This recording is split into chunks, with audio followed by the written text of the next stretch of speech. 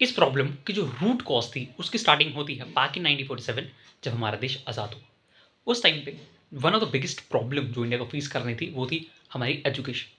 उस टाइम पे इंडिया का लिटरेसी रेट यानी किसी एक लैंग्वेज को समझने वाले, पढ़ने वाले या लिखने वाले कितने लोग हैं हमारे देश में, वो केवल 13% थे। 13% लिटरेसी रेट के साथ डेवलप करना वॉज इम्पॉसिबल।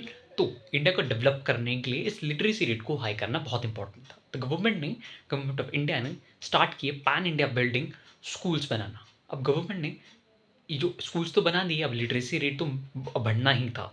अब इस लिटरेसी रेट में थोड़ी क्वालिटी आ सके और हम जस्टिफाई कर सकें भाई हमारा लिटरेसी रेट ये है, तो हमने करना क्या स्टार्ट किया, हमने जो कहा कि भाई साहब देखो, हम क्या करेंगे, एग्जामिनेशन लेंगे कुछ क्लासेस के बाद। अब कुछ बोर्ड्स ने क्या किया, fifth, eighth, tenth and twelfth in रख दिए भाई एग्जामिनेशन होंगे तुम्हारे बोर्ड एग्जामिनेशन। और कुछ बोर्ड्स ने क्या किया कि केवल टेंथ एंड ट्वेल्थ का किया। अब ऐसा क्यों? क्योंकि जो एजुकेशन है ना वो एक सेंटर का सब्जेक्ट नहीं है, ये है एक कॉन्करेंट सब्जेक्ट, यानी स्टेट एंड यूनियन दोनों ही इस पर लॉज बना सकते हैं। तो इसकी वजह से आपको डिफरेंट डिफरेंट चीज़ें देखने को मिलती हैं ना किसी किसी बोर्ड में। तो ये होता है। अब बोर्ड्स बन गए है ना, सब कुछ हंकी डोरी चल पड़ा।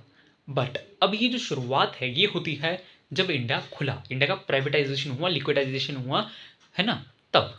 अब उसमें क्या हुआ कि इन पब्लिक स्कूल्स के साथ एक और टाइप के स्कूल्स खुले जिन्हें आप जानते हैं एज प्राइवेट स्कूल्स। ये जो प्राइवेट स्कूल्स थे, इनके पास पब्लिक स्कूल्स के ऊपर एक अपर हैंड था। अपर हैंड क्या था इनके पास? अपर हैंड इनके पास ये था कि ये ज़्यादा फीस ले सकते थे, तो ज़्यादा चीज़ें ये ऑफर कर सकते थे आपको। इस कारणवश इनकी जो थी वो पॉपुलैरिटी बढ़ती गई और इनकी तरफ आकर्षित कौन हो रहे थे? इनकी तरफ आकर्षित हो रहे थे जो एक अच्छे बैकग्राउंड से लोग आते हैं वो। अब हमारे देश में जो प्राइवेट स्कूल्स हैं ना, उनको किया जाता है rate A B C D करके। अब इस ए बी सी डी की जो रैंकिंग है, इसका जो फॉर्मूला है वो बहुत सिंपल है कि बच्चों की दे दो बलि।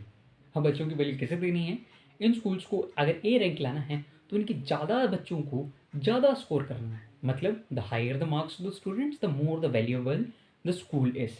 अब इन बच्चों पे जो था वो प्रेशर आने लगा। अब इन बच्चों के साथ साथ अब जो इकोनॉमिकल बैकवर्ड बच्चे थे उनके पेरेंट्स ने भी उनको पुश किया इन स्कूल्स में, भले ही उनकी फाइनेंशियल कंडीशन उतनी ठीक नहीं थी। अकॉर्डिंग टू फिकी इन 2012 जो इंडिया में टोटल नंबर ऑफ स्कूल्स थे उनमें से 25% जो थे वो प्राइवेट स्कूल्स थे, लेकिन शॉकिंगली इन 25% में 40% से भी ज़्यादा हमारे स्टूडेंट्स पढ़ रहे थे। मतलब वन फोर्थ में almost half of the students were reading in 2012 की बात हो रही है। अब इसके साथ दूसरी बड़ी प्रॉब्लम इस चीज़ की वो आती है जिसे आप कहते हैं private tuitions and coachings. India की ये इंडस्ट्री बहुत बड़ी इंडस्ट्री है। इसकी जो इन टोटल जितने बच्चे इन्वॉल्व हैं ना इसमें, उतनी कुछ यूरोपियन कंट्रीज़ की पॉपुलेशन ही होती। इन टोटल इसमें 7.1 करोड़ बच्चे जो हैं वो इन्वॉल्व हैं और ये बहुत ही प्रॉफिटेबल इंडस्ट्री है। अकॉर्डिंग टू रिपोर्ट्स ये जो इंडस्ट्री है इसमें पर कोचिंग जो है वो 1000 to 4000 चार्ज कर सकती है पर स्टूडेंट पर हेड। और अकॉर्डिंग टू इकोनॉमिक्स टाइम इसकी जो वैल्यूएशन है इस इंडस्ट्री की इंडिया में वो $100 बिलियन से ऊपर की है, जो कुछ कंट्रीज के डिफेंस बजट से भी बहुत ज़्यादा है। जो अदर मेन रीज़न है इसका वो है इंडिया का कट थ्रू कंपटीशन।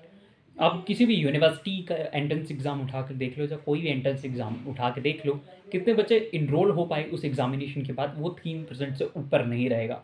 मतलब बहुत सारी यूनिवर्सिटी मिला के एक एंट्रेंस एग्ज़ाम करवा रही है, चाहे एक यूनिवर्सिटी कोई एक एंट्रेंस एग्ज़ाम करवा रही है, उसका जो क्राइटेरिया है ना वो 3% से ऊपर नहीं रहेंगे पासिंग बच्चे। तो ऐसा लगता है कि भाई साहब तुम हमारी जान लो, घोट लो, हमारा गला लो, ऐसा ही घोट लो।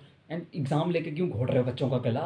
The last reason is stamp, कि जो बच्चे हैं मतलब साइंस के जो बच्चे हैं वो मोर इम्पॉर्टेंट हैं as compare to the students who are enrolled in commerce, polity and others, जिस पे हम एक डिटेल्ड वीडियो बनाएंगे। But at the last I want to say you are the best.